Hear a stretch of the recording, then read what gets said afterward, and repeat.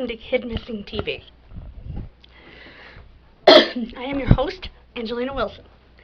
Today we're going to talk about the boy in the box because there has been a huge update in the case. And I was privileged to be on the Deep Dark Truth podcast alongside author Jim Hoffman discussing this case the day before the big news hit.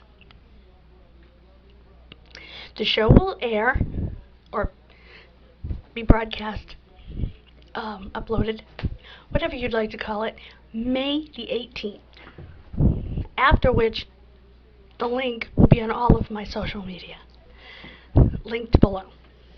Okay, the boy in the box, America's unknown child, was found on Susquehanna Road, I'll get it right, in the Fox Chase district of Philadelphia, Pennsylvania, in an illegal dump site. Now, when we say illegal dump site, people back in the day, there weren't landfills, transfer stations. They just created a dump on their own property or whatever. In this case, it was kind of a wooded area where people dumped stuff. You weren't supposed to do it then, and you're still not supposed to, but they did. And you'd be amazed at the treasures you find if you live in a really old area, particularly in a country area, and you start digging. You're going to find those old dump sites. You'd be amazed. Take a metal detector out there. Anyway, he was found on February 25th, 1957. They said he was between the ages of 4 and 6. According to the genetic genealogist, the anthropologists told her that his dental age was 4. That can be moved around a little bit because everybody's different when their teeth come in and which ones come in and at what time. Nobody's exactly spot on for what, they use as the standard.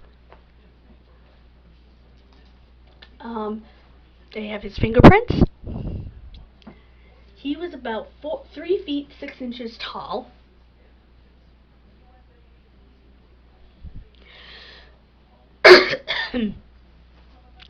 And he weighed about 40 to 60 pounds. He was small. He was malnourished because he had had the Whipple procedure. The Whipple procedure is usually done on adults. It's usually done for pancreatic cancer. It may be done for other issues with the pancreas and has occasionally been done on children, but that is very rare, and you would think if the doctor that did that procedure had seen that, he would have remembered doing that on a toddler, because this wasn't a new procedure. Within 24 to 48 hours of his death, he had seen an ophthalmologist. We know this because he still had dye in his eyes that would have metabolized in 24 to 48 hours. This dye fluoresced either green or yellow under a certain light, because they're looking for certain things to show up under that dye. I did a whole bunch of research on it, and now I can't find it. It was on our Facebook group. The link will be in the description.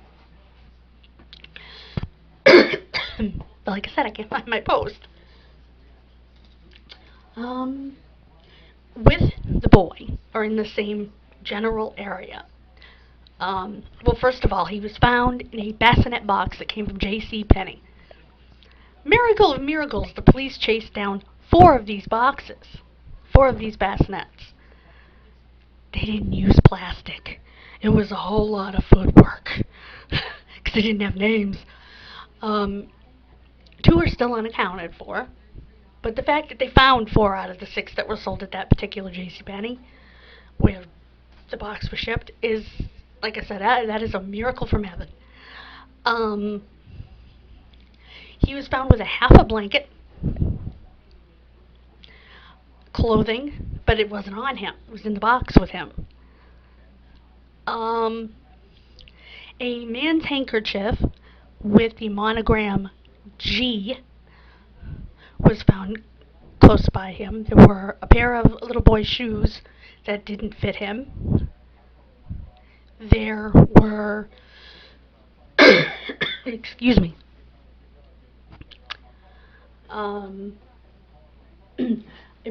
there was a man's blue corduroy hat, which he had customized with a leather buckle on the strap and buckle on the back.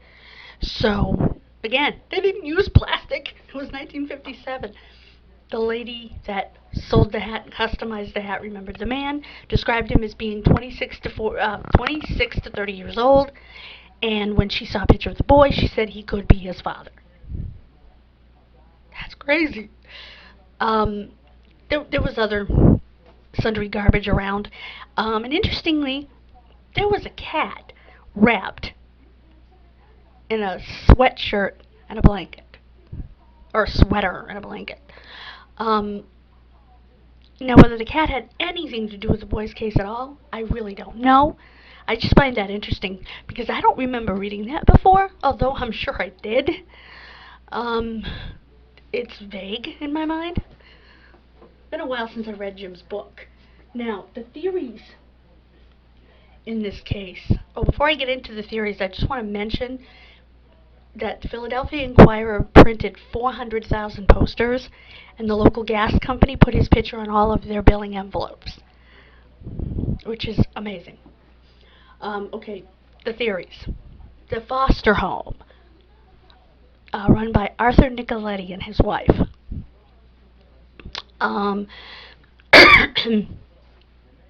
They were strange to begin with. When his wife passed away, Arthur married her daughter. But they had taken in a bunch of kids, and nobody really wanted to bother them.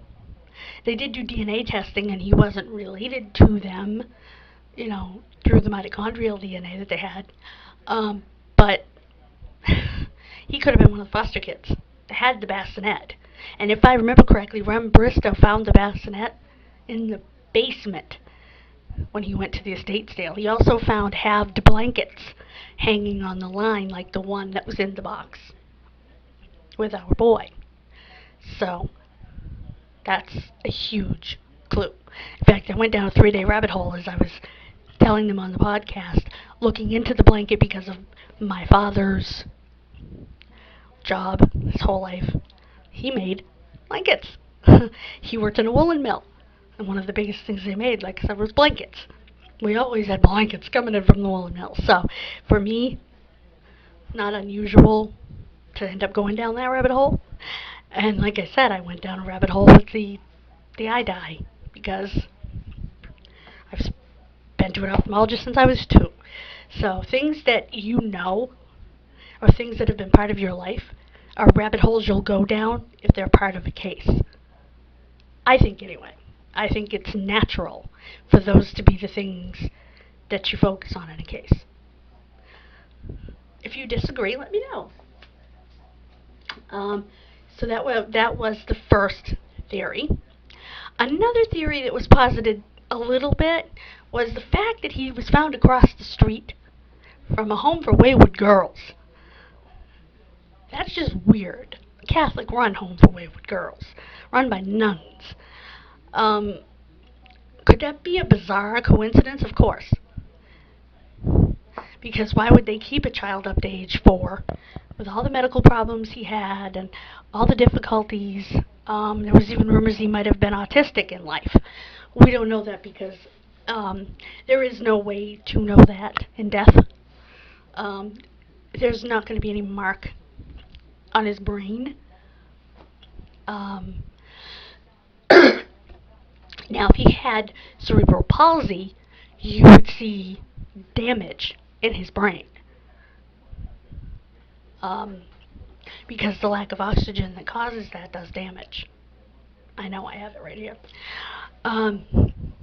So you would see that, but with autism and some other disorders, you wouldn't necessarily see that. Um, the next theory is M, or Mary, or Martha, depending on what they chose to call her. Not her real name. um, she told a story to her psychiatrist. She had not had an easy life, and it caused her some mental issues, mental health issues. So she was seeing a psychiatrist, and she told him the story of how her and her mother had dumped the boy's body, how her mother had crudely cut the little boy's hair, put him in the bathtub.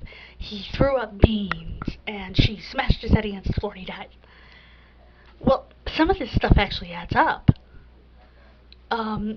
He had a brown substance in his airway. Could be beans.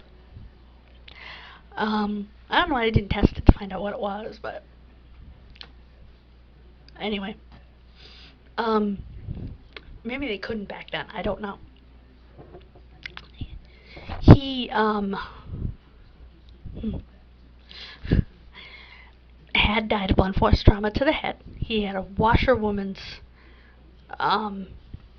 syndrome where his hands were pruny. You know, like you stay in the tub too long. You get pruny when you're a kid. So all of those things added up to what Em was saying. And so there was definitely a possibility. Em also said that he was purchased by her mother as a horrible sex slave. Ugh. Given the fact that he was a baby, you know, just barely preschool aged, and because I believe he was bought like a year before. And Jim was saying he believes that M's story may tie into that of Rutledge, pseudonym, just so you know, who said that his family rented to a family that they believe was the boy's family. Now, when they tested the mitochondrial DNA against a man from that family, it did not match. However, if they did not have the same mother, it wouldn't. So, but her story seems to tie into the story from the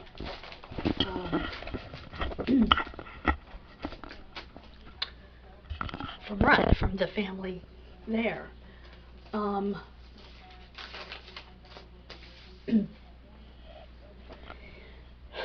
He had one of the other things he had besides that whip procedure was he had scars from cut downs, but they were actually on his foot, his ankle. If you're not in the medical field, you might not know what a cut down is. They literally will cut the skin to gain access for an IV to a vein. They do it when they cannot get it, and they desperately need it. Usually it's in an emergency situation. They wouldn't do it if you were just going in for a colonoscopy, you know. But in an emergency situation, they might. So had he been to an emergency room? Also, we discussed the fact that he might have been from out of state. New Jersey was just across the river. Mo did some research and found that West Virginia, are very close to that area. Also, so in Ohio isn't far. New York isn't far either. So he could have been from any of those areas. He could have been from Connecticut, Western Massachusetts.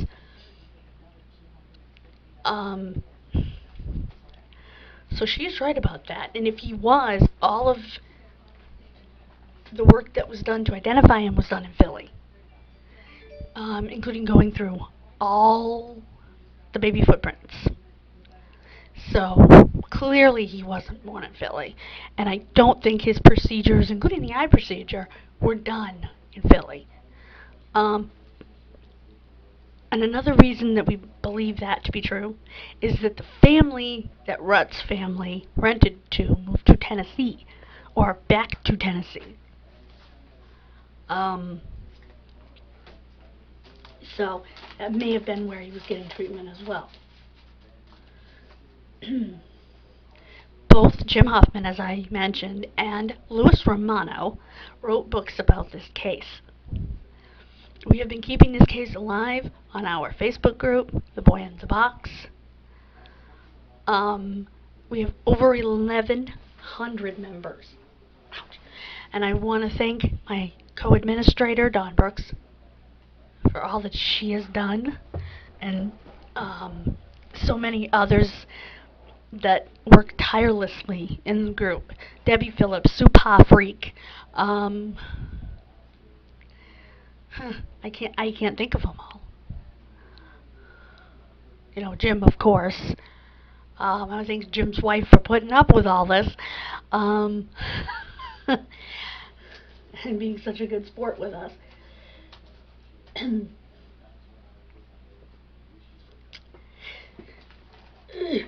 Okay. He had another clue is that he had a full set of baby teeth. Usually, the standard is a full set of baby teeth by the age of 5, I believe. If I'm wrong, please correct me. One of the saddest theories, I thought, was the theory about the carnies. There was a couple. They were carnies, they traveled everywhere, but they were very poor. And the kids starved. And they would just toss them in the woods wherever they were.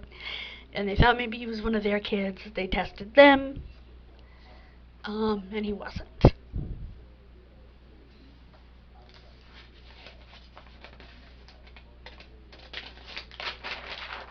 If he was born at the home for little girls, by the way, we would have found something. The killer, I said, was most likely dead. In the most recent article that came out just a few days ago, police actually said, Detective Kuhlheimer, that it's a possibility the perpetrator is still alive. My jaw just went, oh, like a cartoon. What do you mean?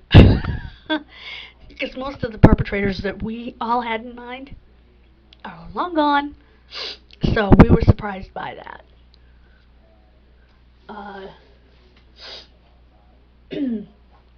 We also believe, based on dogged research, that his first name was Jonathan. So we call him Jonathan. It just fits him, you know? If you look at his picture, it just fits him. In 2016, Nick McCarran did a poster for him. And it just switched over.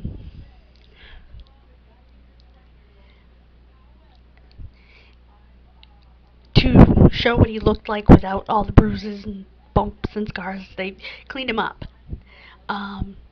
Forensic artist Carl Kopelman also did one. Carl is amazing. I wouldn't be surprised if he got it spot freaking on. Because he has solved, I think most said he's up to like 9 cases, because his drawings are so spot on. And he wasn't originally a forensic artist. He was a man on web sleuths who had a background in art, said, I can do this and I can do this better. And he did. And he did it better.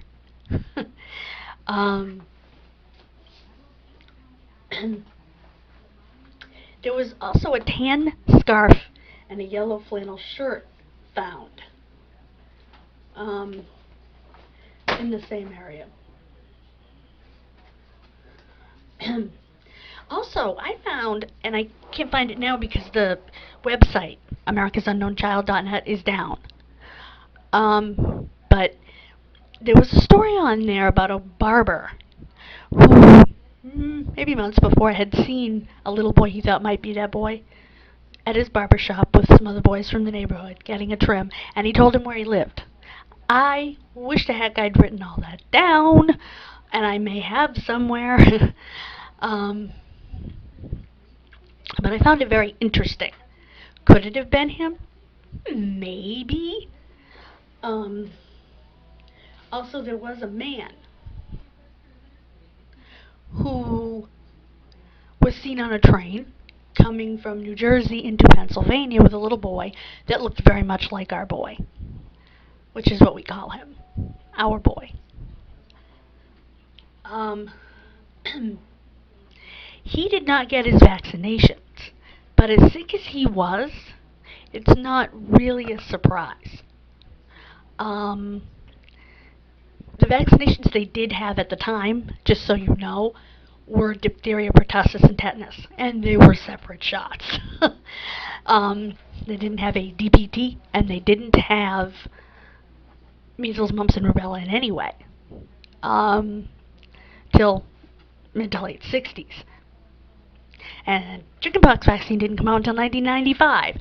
So the only other vaccines he would have had were polio and smallpox. And if he was that ill, as ill as he appears to be, they definitely would not have given him his smallpox vaccination. I did not get mine for that reason. So it's not unheard of. I don't know about the polio vaccine. I just know he had not had any of his vaccinations. Um,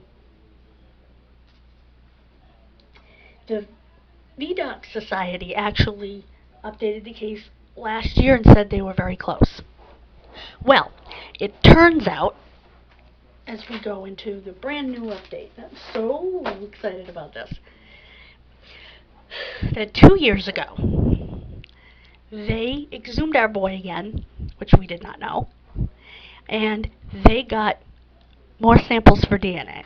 They sent them to a lab in Europe, who just a few days ago announced that they have a full DNA profile of our little boy. Detective Clymer says we are this close. I am so excited. I cannot wait to bring you the update when we know this precious child's name. Next time, we will be taking a trip to Maine to talk about the case, not literally, to talk about the cases of Ashley Ouellette and Judith Hand. Both, like I said, from Maine. Judith is from Farmington, which is an area I actually know. So, thank you for joining me. Have a wonderful day. God bless you. Remember to mask up, MA, and get that shot as soon as you can. I will see you Thursday.